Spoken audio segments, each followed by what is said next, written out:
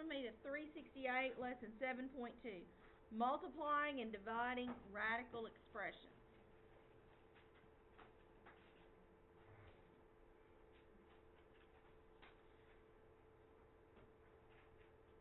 Example 1 has the square root of 2 times the square root of 8. It really doesn't matter whether you multiply first and then simplify, or whether you simplify first and then multiply. Okay? You can work it either way, and if you don't make any mistakes, you'll get the right answer.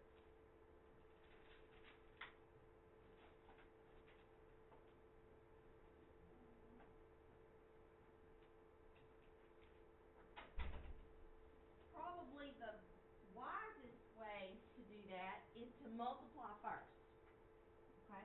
It might save you a step in the long run. So we're going to multiply as long as they are under the radical and they are taking the same root.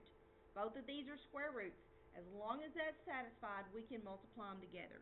So this becomes the square root of 16. And what's the answer for the square root of 16? 4.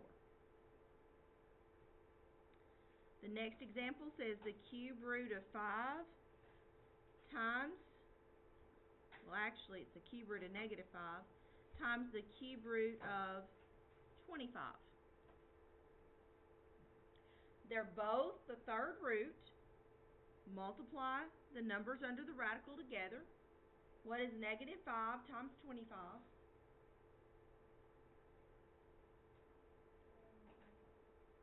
Okay.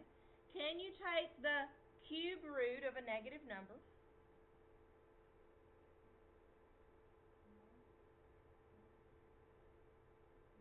Can't remember?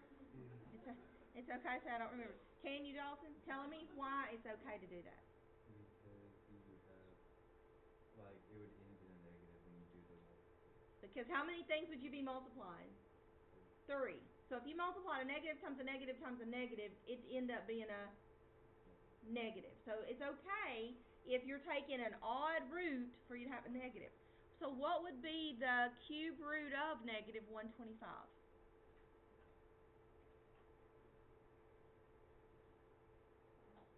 Negative 5. Square root of negative 2 times the square root of 8. Multiply the numbers under the radical. You're going to get the square root of negative 16. Since we're dealing in real numbers, will this one have an answer? No, not real. Okay. Okay, so basically if it's negative and it doesn't have a cube, it's not real? If it's negative and they're trying to take an even root. Because if you multiply something negative together 2 times, it makes it positive. If you multiply something negative 4 times, it makes it positive.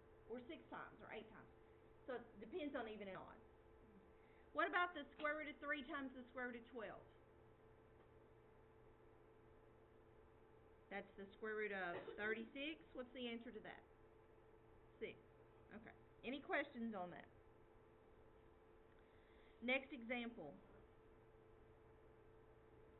To simplify each expression, assume that all variables are positive. The absolute value symbols are never needed in a simplified expression. So here we have the square root of 72x to the third. Does 72 have a perfect square root? No, it's not on the list of squares. Does it have a factor from the list of squares? What's its factor? It's got a couple of them actually. 9 will go into 72. Is there anything larger that'll go into 72? 36. You are better off to go with the largest one you can find, okay? So we're going to break this down into 36, and then we have the square root of x cubed. Now let's think for just a second. If I'm going to end up dividing that 3 by that 2, is it going to come out to be something that's a whole number? No. So I want you to break this down. I want you to look at x cubed, and I want you to break it into pieces. And I want you to pick the largest piece that you can take the square root of, which would be x squared. And then in the other radical, I want you to put whatever's left over. So I'm going to have that 1x left over there. What now? There's 72. Oh, I need a 2. I sure do. There you go. Thank you. Are we ready? What's the answer to the square root of 36? 6. What's the answer to the square root of 2? Don't have one, so I'll leave it under the radical. What's the answer to the square root of x squared? Goes over here. What's the answer to the square root of x? Don't have one, so it has to go under the radical. So this answer is 6x times the square root of 2x. Okay, next. It says the cube root of 80n to the 5th.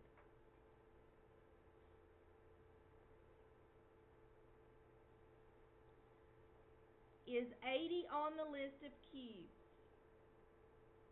No. Are there any factors of 80 on the list of cubes? 8. So this breaks down into the cube root of 8 times the cube root of 10. Then you have n to the 5th. You're taking the third root of n to the 5th. What is the largest part of that you can take the cube root of? You can take the cube root of n to the third. And if you break it into that, what's left over? N squared. You see how you take n to the 5th and you break it into the largest piece that you can take the cube root of, and then it's leftovers. You follow that? Okay. Answer for the cube root of 8. 2. I do not have an answer for the cube root of 10. Cube root of n cubed is n. And I do not have an answer for n squared.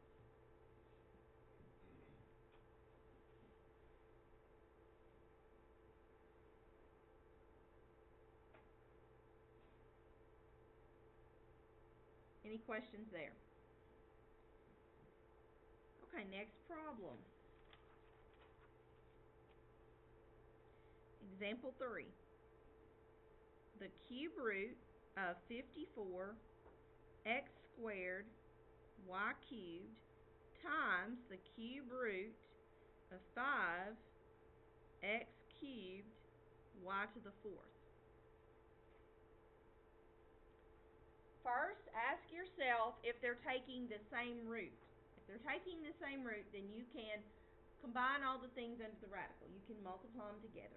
So then we're going to multiply and we're going to have the cube root of 54 times 5 x squared times x cubed and y cubed times y to the 4th.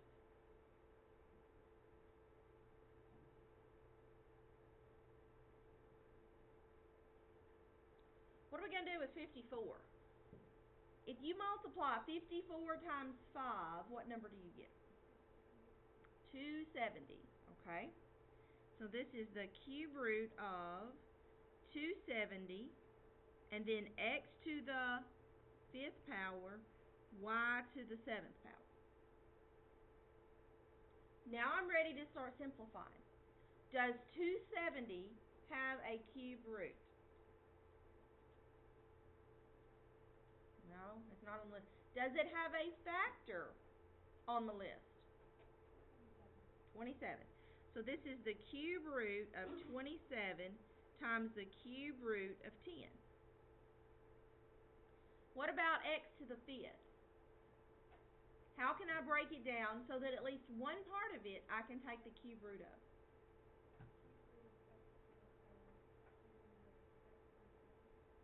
Okay. Then I have y to the 7th, and I'm trying to take the cube root of that.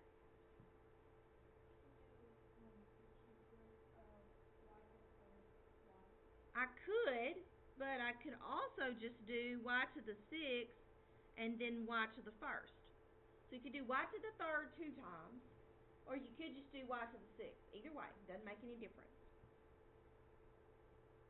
So the cube root of 27 is 3. Cube root of 10 doesn't have an answer. Cube root of x to the 3rd, don't have an answer for x squared. Cube root of y to the 6th, okay, and I put that one back under there. Any questions on that? Let's look at another one. 3 times the square root of 7x cubed times 2 times the square root of 21 x cubed y squared.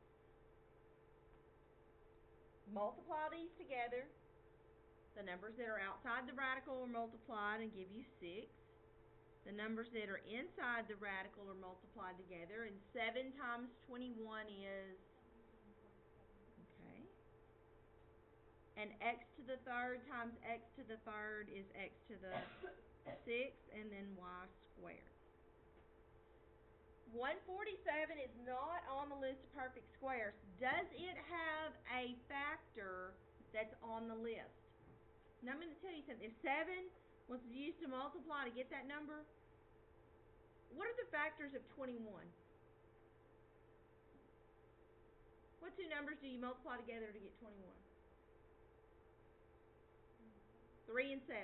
So you have 7 times 3 multiplied together in that 147.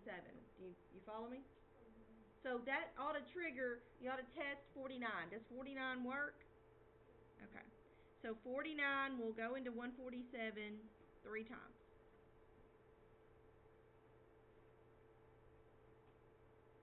And then I want the square root of 3, and then the square root of x to the 6th, and the square root of y squared. So 49 has an answer of 7. 3 doesn't have an answer. What's the square root of x to the 6th? X to the 3rd. And the square root of y squared is y. Okay. Not a lot of difference in what we're doing here and what we did on Friday. It flows pretty well together. Let's look at what happens if we're asked to divide. This is example 4. Cube root of 32 over the cube root of negative 4. The same rule applies here. If you are taking the very same roots, since both of these are cube roots, you can divide the numbers and you can simplify under the radical. So this is actually the cube root of 32 over negative 4. What is 32 over negative 4? Negative 8. And do you know the cube root of negative 8?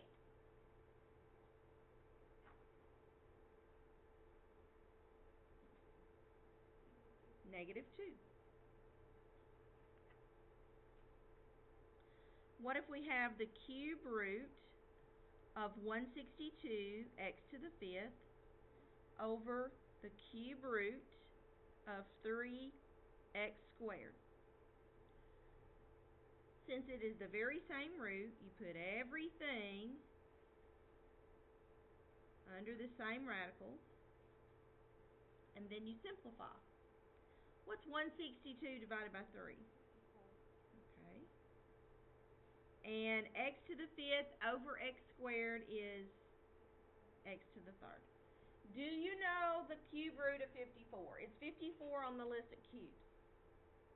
Does it have a factor that's on the list of cubes? 27. So this is the cube root of 27 times what? Times 2 times the cube root of x cubed. What's the answer to the cube root of 27?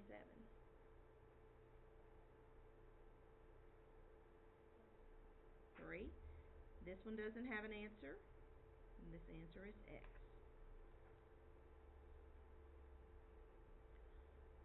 life is good as long as these things simplify the way they do.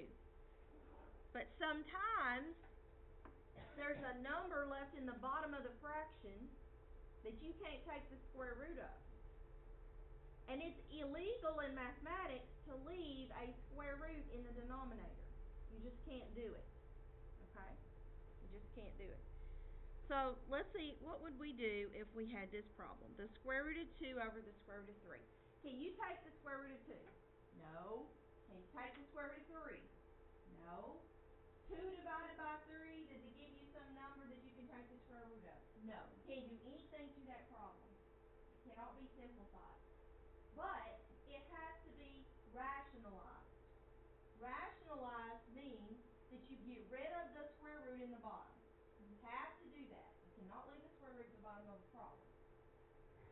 So let me ask you this. What would happen if you multiplied the square root of 3 times the square root of 3? We just did that. We've been doing that in this lesson. What do you do? Covering this up, and we're just going to talk about this for a minute. What's the square root of 3 times the square root of 3? It's the square root of 9, and what's the actual answer to that? 3. Well, in a fraction, if you multiply the bottom by something, you have to multiply the top by the very same thing, and you maintain the ratio. So you're going to have to multiply by 1. Okay? You're going to have to multiply by 1. But the 1 looks like that in this problem. We're going to multiply by 1, but it's square root of 3 over square root of 3. As long as you have the same thing in the top, the same thing in the bottom, what's the value of the fraction? Like 7 over 7 is really equal to 1. 5 over 5 is really equal to 1. Square root of 3 over square root of 3 is really equal to 1. So we're going to multiply, and in the top, we're going to get the square root of 6, which doesn't help me at all. I can't do anything with that one. In the bottom, I'm going to get the square root of 9, which has an answer, and what's that answer? 3. This is the simplified version of your problem.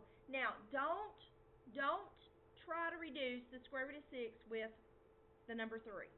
Square root of 6, the 6 is under the radical, the 3 is outside of the radical. We can't do that. Our brain wants to do that because every single time from this point back, when you see 6 over 3, you probably wrote 2. But with that one being under the square root, you can't do that. Okay, what about the next one? It says the square root of x to the third over the square root of 5xy.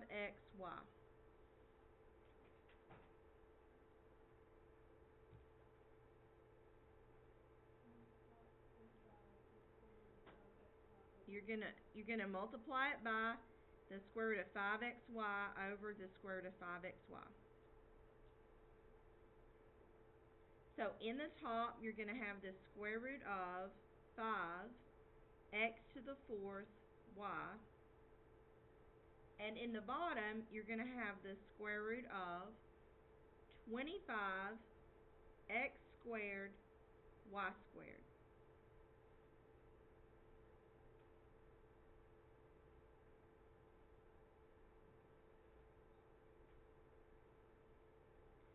So in the top, is there anything you can simplify? X to the fourth, I can take the square root of that and I'm going to get x squared. And the 5 and the y stay underneath. In the bottom, what's the square root of 25? 5. What's the square root of x squared? What's the square root of y squared? Y. Now look at that. We're almost done. You can only simplify things that are outside the radical at this point. Do you have anything in the top of the fraction that could be simplified with something in the bottom of the fraction? That x cancels with one of those. So your final answer here is x times the square root of 5y over 5y. Now don't be tempted to cancel those because one's under the radical and one's outside the radical.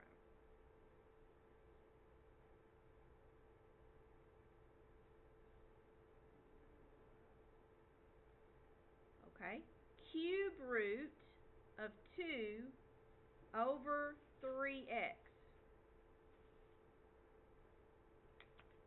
They may give you a problem when they put it all under one big radical. And you would rather look at it like this. Okay? It may make more sense to you like this. These two things are the same. I hadn't done anything yet, I just rewrote it. The same thing is true. You're going to have to multiply this by a version of the number 1. But since they're taking the cube root, I want us to talk about what we want underneath this one over here. When we get through multiplying, I want whatever's over here to be something I can take the cube root of. If I multiply 3 times 3, I'm going to get 9. Does 9 have an answer on the cube? No. So I'm going to have to pick something else out. Look at that list of cubes and tell me what's the smallest number up there that 3 will go into. 27. How can I turn 3 into 27? What do I need to multiply it by? 9. So I need to multiply by 9. Now I've got x. If I multiply by regular x, I'm going to end up with x squared. And it's not going to work out for me over here. I need this to turn out to be, y'all already said I needed 27, and I need it to say x cubed. So what do I need here in order for that to say x cubed? Then I have to write the same thing in the top.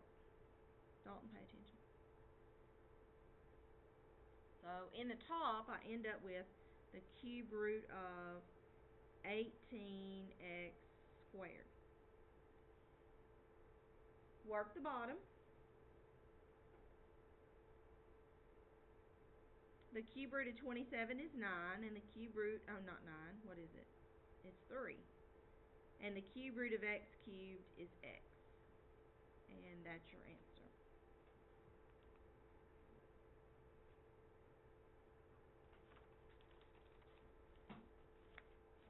Wait, did you go back to that? Uh-huh.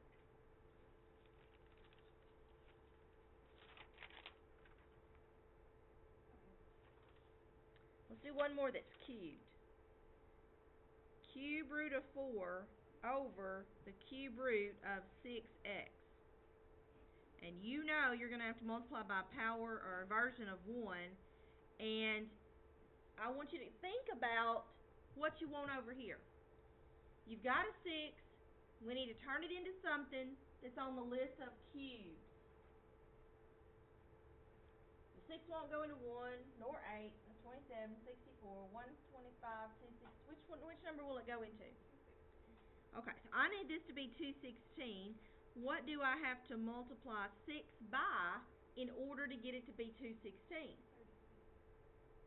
Okay, I also want it to be x cubed, so I'm going to have to multiply by x squared. Same thing in the top. So this becomes, what's 36 times 4? 144? X squared. I can't do anything with the top. They're asking for the cube root. 144 is not, it's a perfect square, but it's not a perfect cube. Can't do anything there. Can't do anything with x squared. So this is the cube root of 144 x squared over. What's the cube root of 216? What's the cube root of x? Cubed. X. So that is my answer.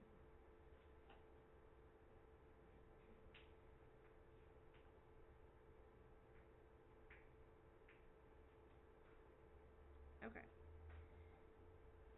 Page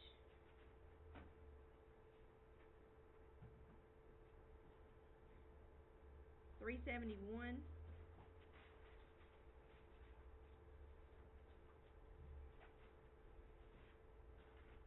One through